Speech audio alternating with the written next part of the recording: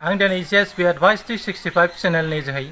गासै जोंनि JSP Advice 365 चेनेलनि subscriber लोगोसे भिउवारफोरनिसिम मोनसे गोदान भिडिअ आपल'ड होनो नाजानाय जादों। बे भिडिअनि गेजेरजों नोंथांमोननो आं आथिखालाव बर'फोरनि गेजेराव जा दाङाबाजि सोलिबाय थानाय ससियेल मिडियायाव जाबादि दावराव दावसि जाबाय दं, हाग्रामा महिलारिनि हान्जा BPF आरो UPPखौ लानानै बर'फोरनि गेजेराव मोनसे ससियेल मिडियायाव मोनसे दावा सोलिबाय दं आरो बेफोरखौ आङो रायजो राजाफोरनो क्लियारिफाइड खालामनो थाखाय आं दिनैनि नैबे भिडिअखौ बानायनाय जादों। नंगौ, BPFआ 17 बोसोर जोंनि बर' माहारिनि गांनाय उखैनायखौ लानानै दुलाराय बर' फरायसा आफाद आरो BLTनि नाजानाय जोहै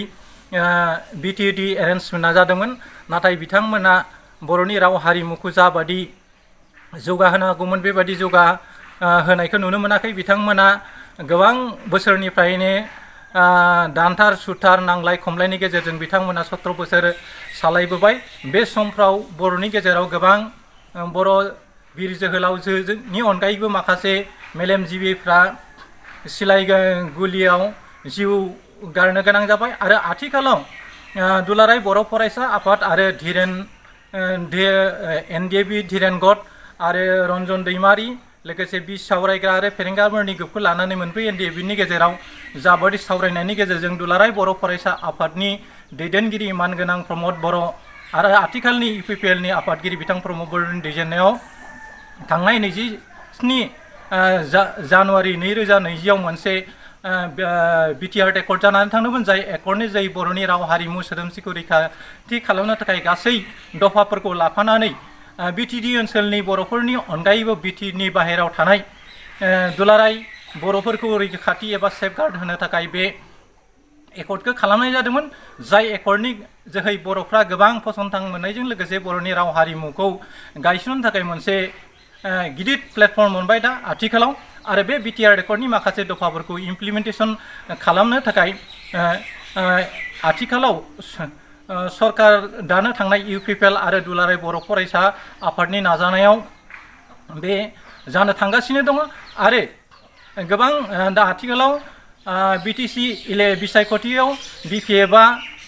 17टा एबा 17 आखन मासि लानानै देरहासार जानो हादोंमोन आरो UPPLआ 12 मासि लानानै देरहासार जानो हादों। दा बर'फोरनि गेजेराव मोनसे सोमोनांथावना दावहाया जाहैबाय जोंनि बिदा फंबायनि गेजेराव BPF आरो UPPLजों लोगो लानानै बिथांमोना सरकार दानो नांगौ होननानै बुंबाय थादों आरो ससियेल मिडियानि बिथांमोना बुंबाय थादों। नंगौ, BPF आरो UPPLनि गेजेराव गोरोबलायनानै फैबाय थानाय जि सरकार दानो गोनां, बे दानो गोनांखौ जों BPF आरो UPPLनि गेजेराव ज' जालायनानै सरकार दानो हानाय बिसाना जोंहा दंमोन। नाथाय दङमोनब्लाबो जोंहा मोनसे साननो लागा खोथाया जाहैबाय मा, BTR एकर्डखौ बिथां हाग्रामा महिलारिनि जि हान्जा BPF, बे BPF हान्जाया गनायना लानो हायाखै, जायनि जाहोनाव दुलाराय बर' फरायसा आफादा UPPL बायदि राजखान्थि हान्जाखौ मदद खालामनानै दिनै 12सा बिजाथि देरहासार खालामनो हादों आरो देरहासार जानायनि सिगाङाव UPPLनि आफादगिरि बिथां प्रमद बर'आ माखासे प्लेन पलिसि दानानै BJPजों लोगोसे मेजरिटि मोनाब्ला सिङाव जथाय सरकार दानायनि जि हाबाफारि बेयो सिगाङावनो दंखायोमोन, रादाय दंखायोमोन होननानै जों मिथिदों। बे रादाय बादियै इलेक्सननि हरनि गेजेरावनो बिथां सर्बानन्द सन'वालनि BJP हान्जानि आफादगिरि बिथां रन्जित दास लोगोसे सर्बानन्द सन'वाल आरो हेमन्त बिश्व शर्मा मोनजों डिसकासन जानायनि गेजेरजों दुलाराय बर' फरायसा आफादनि आगुनि आफादगिरि बिथां प्रमद बर' लोगोसे आथिखालाव UPPLनि आफादगिरि बिथां प्रमद बर'खौनो BTRनि थामहिनबा BTCनि चिफ होननानै गनायथि होयो आरो बियो लिलि हटेलाव बेबायदिनो गोबां खोथाफोरखौ सावरायनायनि गेजेराव सर्बानन्द सन'वालनि गेजेराव सावरायनाय जादोंमोन। सावरायनायनि इयुनाव गासै खोथाफोरा साखाफारा जादोंमोन आरो साखाफारा जाजोबनायनि इयुनाव बिथांमोना मैया लिलि हटेलनिफ्राय ओंखारबोनानै बिथांमोना क'क्राझाराव रावाना होयो बिथां क'क्राझाराव रावाना होनाय समाव बेयो प्रमद बर'जन दंफायोमोन जोंनि बैसोगोरा आरो साननो हनो गोरों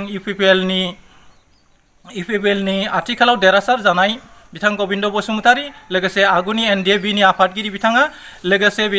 बिथांजों लोगोसे बिजेपि गण सुरक्षा पार्टीनि नेताफ्राबो बे क'क्राझारसिम रावना होदोंमोन आथिखालाव बिटिसि बिसायख'थिनि जि दुंहाव थासारि बे दुंहाव थासारिखौ लानानै हाग्रामा महिलारिया ससियेल मिडियायाव बुंगासिनो दङ दि आं बिजेपिजों लोगो नांनानै सरकार दागोन होननानै बिथाङा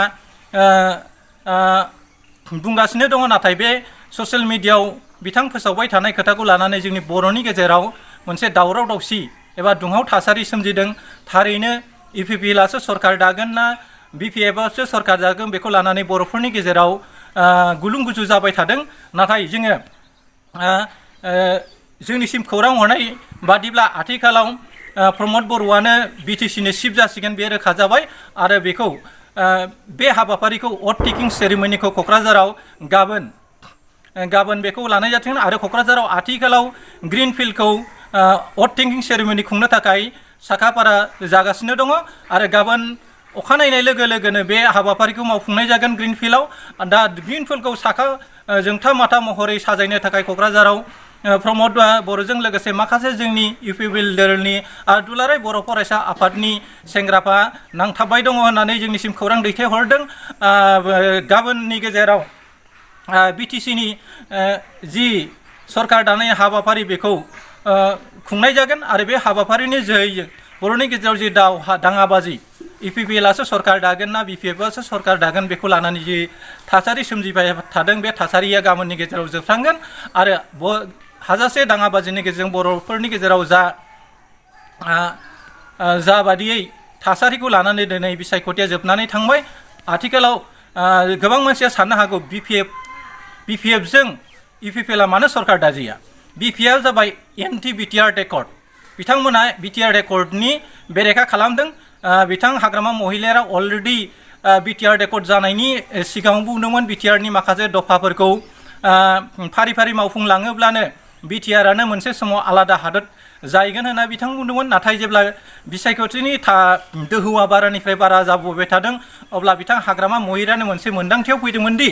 बिटिआर एकर्ड खालामग्रा मानसिफोरनि खोथाखौ बाख्नायोब्ला थामहिनबा बिटिआरनि खोथाखौ बुंबाय थायोब्ला बिथां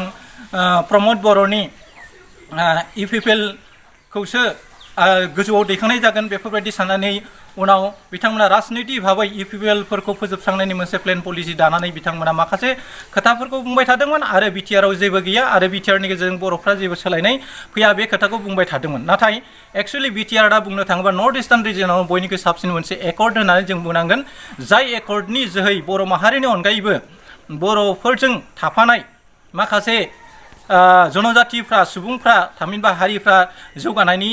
मोखांखौ नुनो मोनगोन आरो बे खोथाया बेनो रोखा दि इउपिपिएलआ बिपिएफजों लोगो जानानै सरकार दायैनि खोथाया जाबाय बिपिएफआ बर' हारिनि जि गांनाय उखैनाय बेनि सायाव जानथायाव थानाय बादि जाबोदों लोगोसे बिथां हाग्रामा महिलारिया बुंदों आं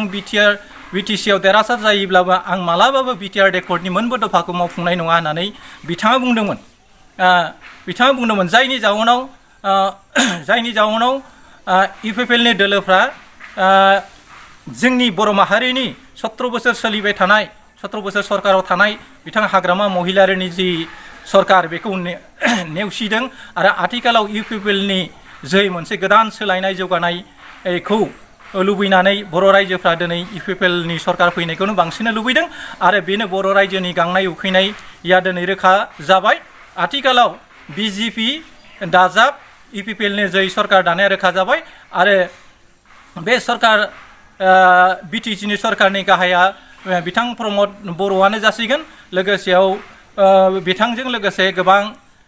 इएमजिएमफ्राबो बावहाय इएमजिएम बायदिसिनाफ्राबो बावहाय बाहागो लानानै हाबा मावफुंनो हागोन गाबोननि जेराव बेफोर हाबाफारिखौ मावफुंनाय जागोन बेनि जोहै फैबाय थानाय सरकारा गासैबो गावनि आयदा फारि बादियै खामानिखौ मावलांबाय थागोन दा आङो दिनै भिडिअखौ बारा गोलाव खालामनो नाजाला दा इपिपिएल आरो बिपिएफनि सरकार दानो हायैनि फारागा बेनो।